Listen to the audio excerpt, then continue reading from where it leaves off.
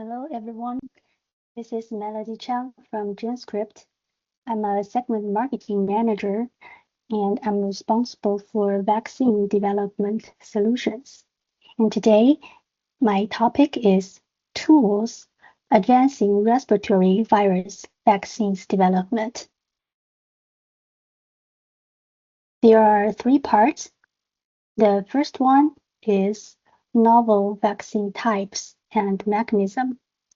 And the second part, we will introduce you the three different types of mRNA, circular RNA, and saRNA, and let's see the differences among them. And the last part, I will talk about peptide library types used for vaccine development. Okay, first let's talk about the typical vaccine types and mechanism. Generally speaking, by the vaccine format, there are three generations. The first one is the traditional one. It's virus-based. It includes inactivated vaccine and live attenuated vaccine. And the second generation is protein-based. We use not the whole part of the virus, but the subunit part, which can stimulate the immune system to recognize it. So we choose this part of the virus and as the antigen. It includes the peptide vaccine and recombinant protein vaccines and also virus-like particles. And the third generation is nucleic acid-based, and it can have different vectors. For example, the DNA vaccine and mRNA vaccine. We use LNP as a vector, and this one we use the non-toxic virus as a vector to deliver the DNA into the cell to express the antigen.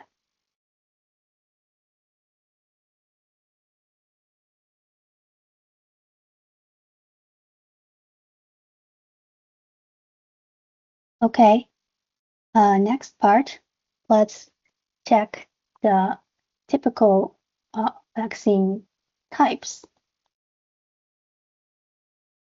and mechanism.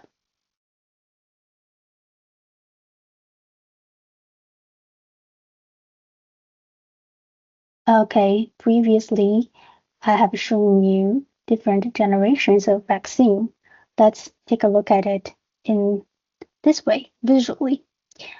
This one is DNA vaccine, and this one is mRNA vaccine, and this one is viral vector vaccine. So the antigen gene or mRNA is delivered in the body, right? Finally, it expresses the recombinant protein, and the protein will be digested by the APC to the peptide epitopes. Then there's going to be an immune response by T cells and CD8 T cells and CD4 T cells. And this includes two different kinds of immunity. This one is called cellular immunity. The T cell will secrete the cytokines. And for humoral immunity, the antibodies will be produced by B cells. Finally, the infected cells can be lysed or protected by the antigen, by the antibody. from this, our body can be protected by the antigen, by the antibody. When the antibody recognizes the virus, it's neutralized, so we are protected. So this part is about the vaccine development, and this part is about the immune response. And what we will do for vaccine development is we will test whether these two kinds of immune response can be found. And this is the first step. If the immunogenicity is created, we have the potential to develop a good vaccine, which have efficacy later. And for this cellular immunity, we will use peptide pools to test whether the vaccine works. If it works, we will test the cytokines can be detected. And for this route, for humoral immunity, we will use the antigen proteins to test whether the corresponding antibodies is produced. So that's about the immunity test.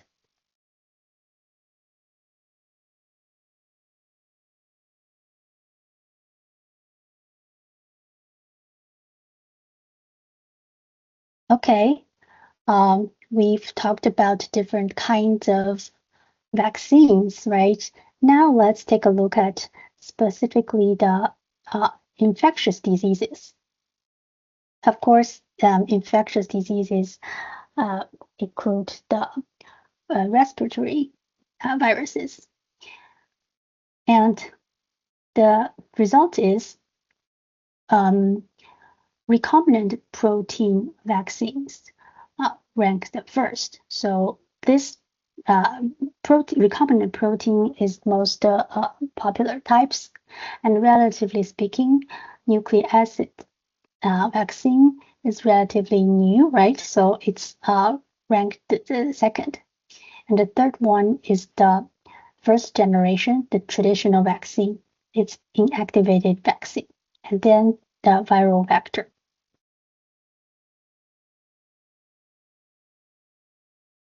Okay, so I've given you a whole picture about the vaccine development, and GenScript can support you from the early research to clinical trials. For example, from the antigen discovery stage, we can support you for the pathogen study and also tumor study. These are all the related services and products we can provide. And also, I mentioned peptide libraries previously. After the antigen is determined, then we can support you for the vaccine development, including all the novel generations of vaccines. And today, we are focusing on the mRNA vaccine formula. And then it's about the vaccine effect evaluation. First, for these kind of vaccines, we will test the antigen expression. And we have precast gels and also some automatic machines to support your protein transfer and the Western blotting. And for the two important immunities, we also can support use. And here's the thing, the products and services listed. And on the clinical stage, we can definitely support you with GMP grade plasmids, peptides, and biologics, and also some detection kits to guarantee the product quality. Okay, last part about this vaccine mechanism. Let's use COVID-19 as an example. And here I listed the common COVID-19 vaccines on the market. The blue ones are manufactured in the US, and the green ones are manufactured in China. And these are all the popular ones. First, we are very familiar with this. Pfizer and Moderna has the mRNA type, and Johnson & Johnson has the viral vector vaccine, and Novavax has the recombinant protein vaccine. And in China, we have this inactivated vaccine type. So for the Moderna and Novavax, and GenScript supported their research. Let's see the next page. So this is the very famous one, Moderna COVID-19 vaccine. It's an mRNA vaccine.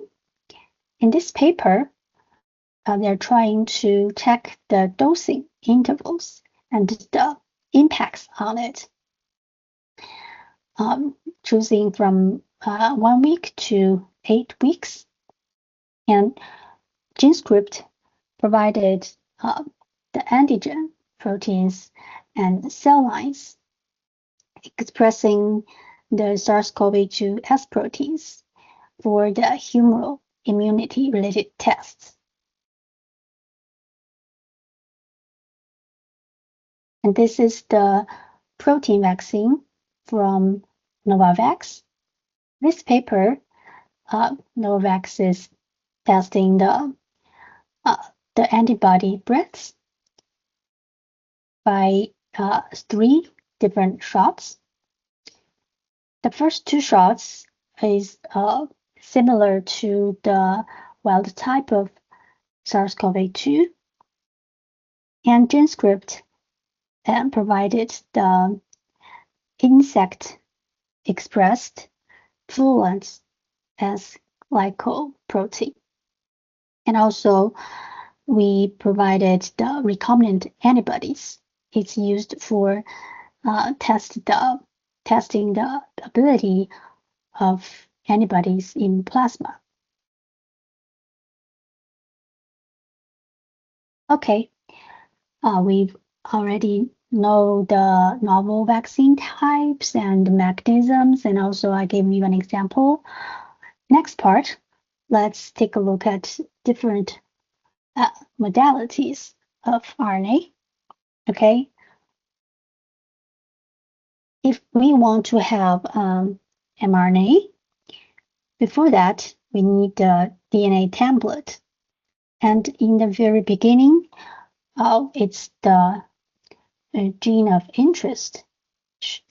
So GenScript can give you a one-stop solution from gene to mRNA with the LNP as the delivery format.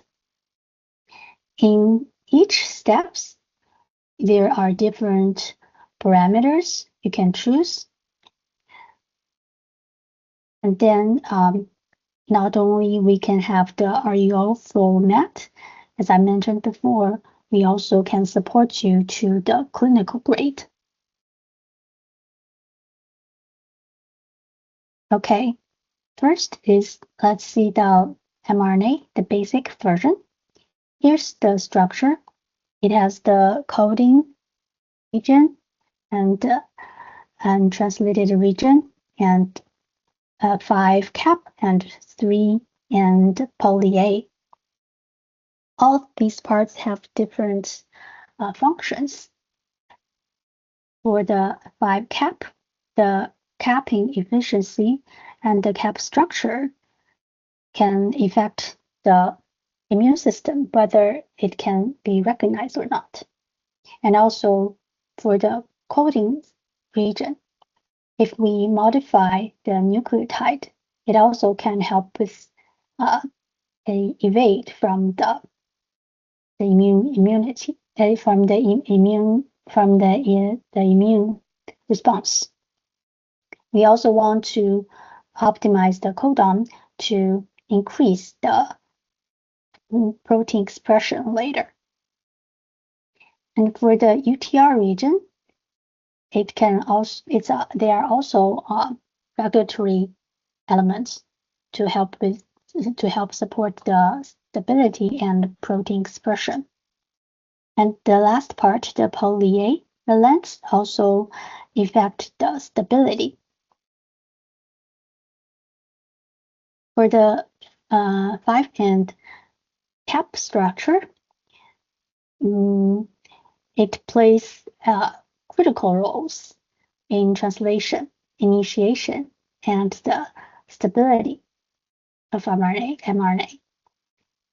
Generally speaking, there are 3 types, and the first 2 are very common. GenScript have the third type, Cap2. So this is the cap, and if it has the methylation here, we call it Cap0. And this is the first RNA. If it's also methylated, it's Cap1. Similarly, this is Cap2. And we have this technology called GenCap for mRNA, and it's a co-transcriptional capping method. And here is a comparison between the common CleanCap and GenCap, and this is the different part for DNA template. And GenCap can guarantee 99.5% capped rate. And for the UTR region, GenScript provides different types of UTR, and this will contribute to the cell expression. You can choose different vectors, and this one is IP3, and we also have our GenScript proprietary UTR. And for poly-A, after testing, usually if the poly-A has 100 numbers, and this is the best one to impact the mRNA expression efficiency in cells. And we also have the patterned mRNA vectors and also a poly-A strain. We have 2 versions here and shows the results. Second is self-application mRNA. And here's the mechanism. On the left part is the conventional linear mRNA. We've already learned about the structure, right? And on the right side is self-amplifying mRNA. The differences is it has this non-structured protein region, and other parts is similar. And also it has the subgenomic promoter. First, when self-amplifying mRNA is in the cell, this non-structured protein can be translated to replicase, and then it can synthesize complementary RNA. And this RNA serves as a template to produce the original saRNA. So this is called self-amplifying. And in the meantime, it also can translate the protein of interest. And in this way, it can have a higher level of the encoded protein than the linear version.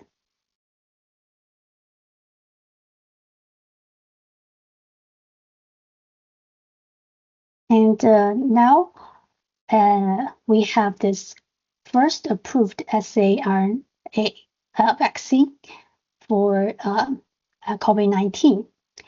It's approved in 2023 November, and it's developed by Arcturus Therapeutics. And they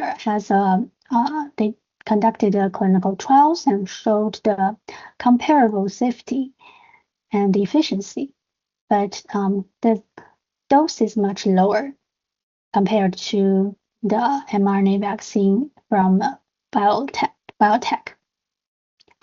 yes.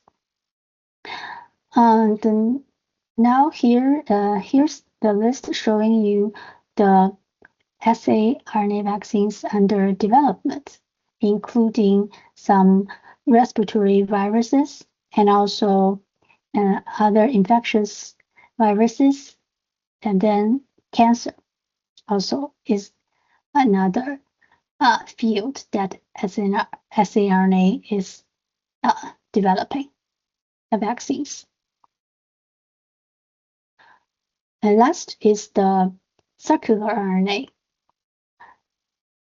Besides the normal linear mRNA is transcript, circular RNA is considered as aberrant splicing byproduct for a long time, and it's a single-strand RNA forms a covalently closed loop, and it can code protein. We think this as a novel class of mRNA therapeutics. Here's a table showing you the different formats of mRNA, and let's take a look at it. I'll show some features. Okay, the first thing is the insert length. Because this self-amplifying RNA is already pretty long, because of this replicase gene is inserted, the insert is no less than 6 kb. So that's a difference. And also circular RNA, the insert is also very small. And another thing is the expression half-life. Linear mRNA is shorter. The saRNA is longest, and circular RNA is also very stable and has the second place. And the immunogenicity, this one is the lowest one. saRNA is the highest one, and this circular RNA is medium. And correspondingly, the dose is the opposite side. So the conclusion is that for linear mRNA, it's just for some general use, like we can use it for reporter gene and editing, vaccine, and immunotherapy. And for self-amplifying RNA, it's for immunization, for example, vaccine, and also can be used for antibody discovery. And circular RNA usually is used for cell therapy.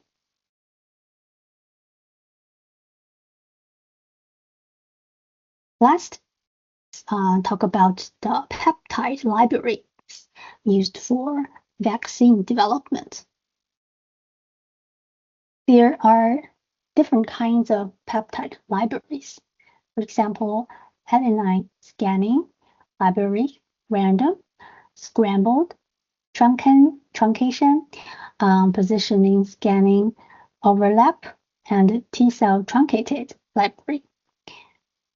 For vaccine development, usually we choose these two. And for T-cell immunotherapy, we choose overlap library and truncated library. And we have corresponding services to support different applications. For vaccine development, we can use standard peptide library. And for T-cell immunity, we also can use micro-scale peptide library. And the purity is also different. These can all be customized by choosing our service. Okay, so for overlapping peptide library, basically it's used for the epitope mapping.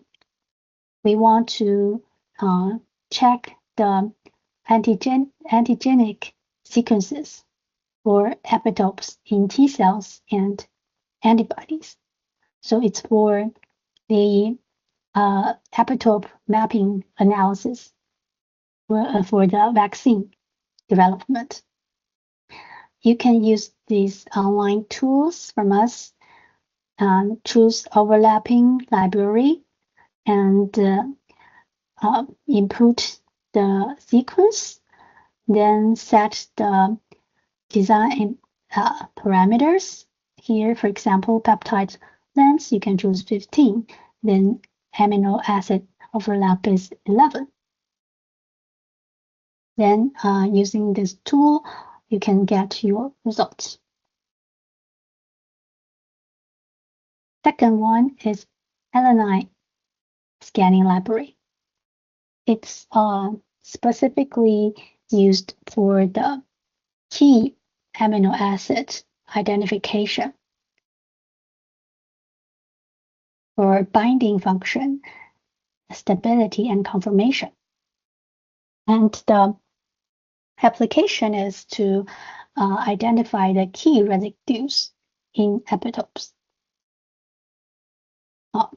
Basically, from here to here, you will narrow down to check the specific residues that make the immune response happen.